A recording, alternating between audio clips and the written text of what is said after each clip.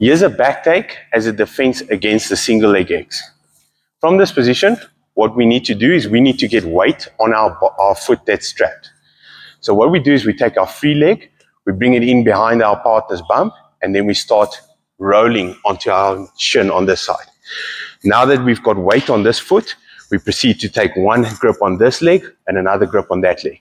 We now start coming up while clearing those grips that he had. We start hopping backwards and then freeing ourselves. From here, we'll go and put our hip into their hip, dropping to the side here.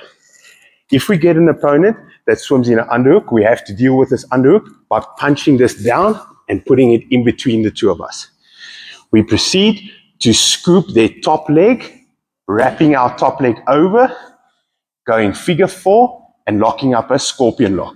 Now we proceed to come up to our knees, take our elbow, place it behind their bum, and then we do a bolo.